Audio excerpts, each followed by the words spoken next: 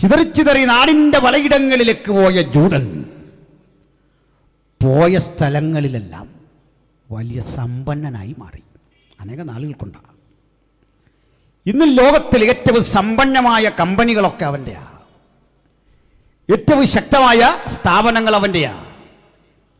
നമ്മളറിയല്ലോ, artificial ഇൻ്റലിജൻസും ഫേസ്ബുക്കും വാട്സാപ്പും ഇങ്ങനെ ജനകീയമായ സംഭവങ്ങളൊക്കെ തന്നെ ജൂതൻ്റെയാ. മെറിൽ ലിഞ്ചും ലീമാൻ ബ്രദേഴ്സും പോലെയുള്ള ലോക സമ്പന്നമായ ബാങ്കുകളൊക്കെ പൊട്ടി. ജൂതൻ പരോക്ഷമായോ പ്രത്യക്ഷമായോ ഇടപാട് നടത്തുന്ന ബാങ്കുകൾ ശക്തിപ്പെട്ടു. ഈ ബാങ്ക് എന്ന് പറയുന്ന ആശയം തന്നെ ജൂതൻ്റെയാ.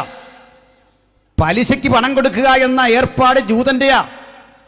നിങ്ങൾ പഠിച്ചിട്ടുണ്ട് മർച്ചന്റ് ഓഫ് വെനീസ്, വെനീസിലെ വ്യാപാരി, ഷേക്സ്പിയറുടെ കൃതി.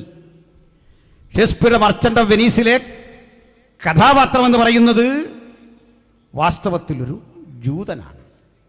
ഷൈലോക്ക് എന്നാണ് അയാളുടെ പേര്. പലിശ പിരിക്കുന്ന ക്രൂരൻ. സത്യമായിരുന്നതല്ല. പലരോട് പണം വാങ്ങി നമുക്ക് തന്നിട്ട് നമ്മുടെ പക്കൽ നിന്ന് പലിശ വാങ്ങി അവൻ്റെ മുതലും അല്പം ലാഭവും തിരിച്ചടച്ചിട്ട് ബാക്കി സ്വന്തമാക്കുന്ന ഷൈലോക്കിൻ്റെ പലിശ സംസ്കാരം അവൻ തുടങ്ങി. പോയിടത്തെല്ലാം അവൻ സമ്പന്നനായി. അവൻ പോയ സ്ഥലങ്ങളിൽ ആർജിച്ച സമ്പത്ത്, സൗകര്യങ്ങൾ, അറിവ്, ഇതൊക്കെ നിമിത്തം പ്രശംസിക്കപ്പെടേണ്ടതിന് പകരം അവൻ അനാദരിക്കപ്പെട്ടു. ഒരു ഘട്ടം അങ്ങോട്ട് കഴിഞ്ഞപ്പോൾ ആദ്യം അവന് കിട്ടിയ സ്വീകാര്യത നഷ്ടമായി. അതിൻ്റെ കാരണം ചെറുതല്ല. ഞങ്ങളുടെ നാട്ടിൽ വന്നിട്ട് ഞങ്ങളോട് പണം പിരിച്ചിട്ട് ഞങ്ങളിൽ ഒരാൾക്ക് പലിശയ്ക്ക് കൊടുത്തിട്ട് ആ പണം കൊണ്ട് നീ സമ്പന്നനാവുകയാ, നീ ഗുണ്ടാപ്പിരിവ് നടത്തുക. നിരവധി ആരോപണങ്ങളിലൂടെ ജൂതനെ ഒറ്റിപ്പൊടുക്കുന്ന രീതിയും ശൈലിയും സംജാതമായി. ഒടുക്കം അത് ശക്തിപ്പെട്ടിട്ട് ലോകത്തിൻ്റെ പലയിടങ്ങളിൽ ജൂതന്മാർ പീഡിപ്പിക്കപ്പെട്ടു.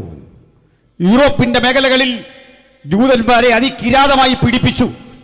റഷ്യയിൽ സർചക്രവർത്തിമാർ പീഡിപ്പിച്ചു. അങ്ങനെ പോയ സ്ഥലങ്ങളിൽ ഇറ്റലിയിൽ മുസോളിനി, ജർമ്മനിയിൽ ഹിറ്റ്ലർ, ലോകത്തിൻ്റെ പലയിടങ്ങളിൽ ദാരുണമായ യഹൂദ പീഡകൾ നടന്നു. ആ പീഡകളുടെ ചരിത്രം പലതും ഒരു പൊതുജനസമക്ഷം വിവരിച്ചുകൂടാ. അതിന് ചില ചരിത്രപരമായ കാരണങ്ങളുണ്ട്.